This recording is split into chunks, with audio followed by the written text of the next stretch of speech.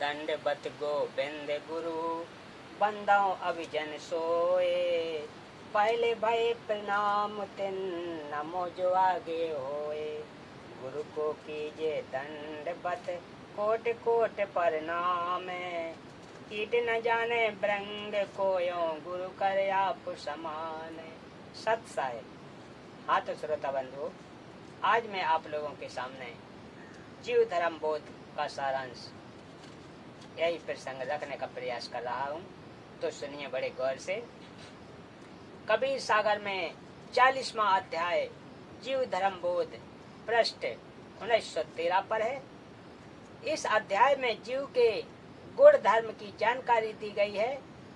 परमेश्वर कबीर जी ने कहा कि मानव जीवन शरीर प्राप्त करके अपने आप को प्रभु मान बैठता है, अहंकार करता है कि मैंने यह कर दिया, मैं ये कर दूंगा, मेरे पास इतना धन है, वह कीमती गाड़ी है। सत्संग और संत के अभाव से वह मान बैठता है कि मैं सदा ऐसे ही सुखी रहूंगा। भूलवश यह भी विचार करता है कि अगले जन्म में फिर मानव बनकर आनंद करूंगा। परमेश्वर कबीर जी ने समझाया है कि जीव कर्म बंधन में बंधा है, कर्म अनुसार राजा बन जाता है, राजा बनकर स्वयं को मालिक समझ लेता है, विरोध करने वालों को मार डालता है। कोई कमजोर राजा दिखाई देता है तो उसके राज को हड़पने की योजना बनाता है। यदि वह सीधे से राज देने को सहमत नहीं होता तो उससे युद्ध करके हजारों सैनिकों को मारता है। वह पाप अपने सिर धर लेता है। दूसरे के धन को छीनने का भी दोष अपने सिर पर धरकर कुछ समय पश्चात मर जाता है या किसी अन्य राजा द्वारा मार दिया जाता है। मृत्यु उपरांत राजा गधे का जन्म प्राप्त करता है। उसके पश्चात कुत्ते, सुअर आदि आदि की योनियों में महाकष्ट उठाता है। ऊपर की वाणियों में यही सिद्ध किया है कि दुर्योधन राजा था, राज्य की लड़ाई में मारा गया। ऐसा दुर्भाग्य वाला था कि मृत्यु उपरांत उसकी देह पक्षियों के खाने योग्य भी नहीं थी। यदि उसके शरीर को खाकर कोई गिद्ध जैसा पक्षी दुआ देता, क्योंकि उसकी माता गंधारी के आशीर्वाद से दुर्योधन पर्दे को छोड़कर सर्व वज्र का हो गया था, राज्य भी नहीं रहा, स्वयं भी संपत्ति छोड़कर युद्ध में मारा गया। इस प्रकार अन्य राजाओं की दुर्दशा हुई। मानधाता राजा था जो चक्रवर्ती यानी पूरी पृथ्वी का शासक था। चुड़क ऋषि से लड़ाई हुई, सर्व सेना मारी गई, स्वयं भी मृत्यु के उपरांत चूहा बनकर धरती के अंदर बिल बनाकर रहा। फिर अन्य प्राणियों की योनियों में भटक रहा है। फिर बताया है कि राजा उत्तानपाद का एक सुपुत्र ध्रुव भक्ति करके राजा भी बना और स्वर्ग गया। फिर बताया है कि प्रत्येक व्यक्ति की धारणा है कि मेरा वंश चले, मैं अपनी संतान को सुखी करने के लिए धन इकट्ठा कर दूं। यह संसार स्वार्थ के रस्से से बंधा है। अपना अपना कर्ज लेने या अदा करने के लिए नाते बनते हैं।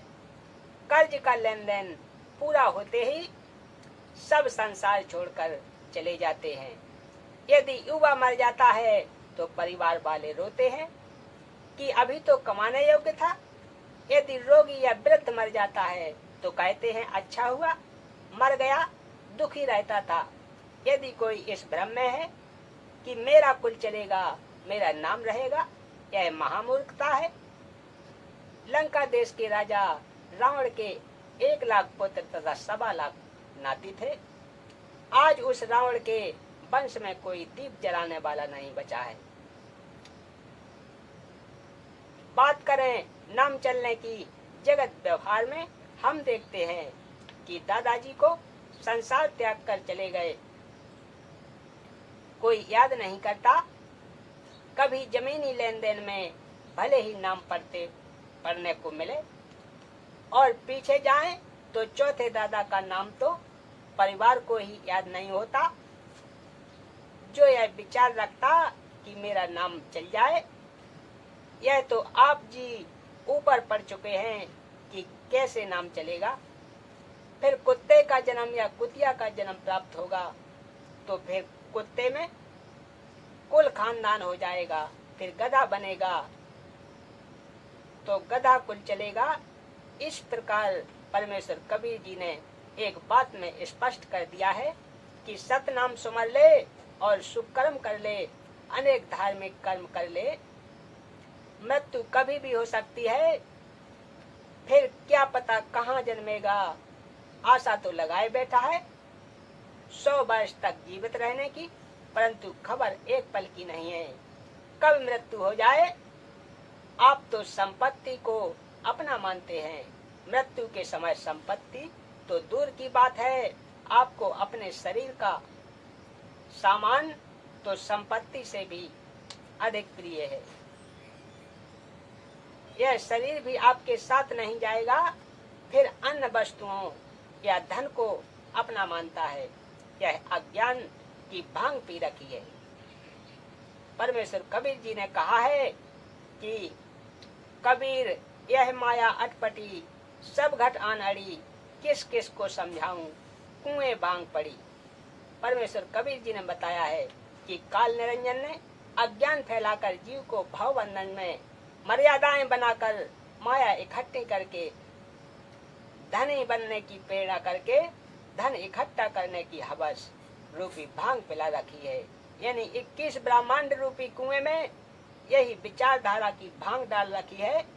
किस किस को समझाऊं, कुएं में भांग पड़ी। यानी सर्व में यही धारणा बनी है कि कोठी बंगला बनाऊं, गाड़ी बड़ी गाड़ी लूं, बड़ा राजनेता बनूं, बड़ा अधिकारी बनूं। यह सब कुछ करके उसको ज्ञान नहीं कि आगे क्या बनेगा, वह ऊपर बता दिया है। इसलिए जीव धर्म को जानकर भक्ति करना चाहिए। भक्ति का ज्ञान सतगुरु बताता है। बोलिए सतगुरुदेव की जय।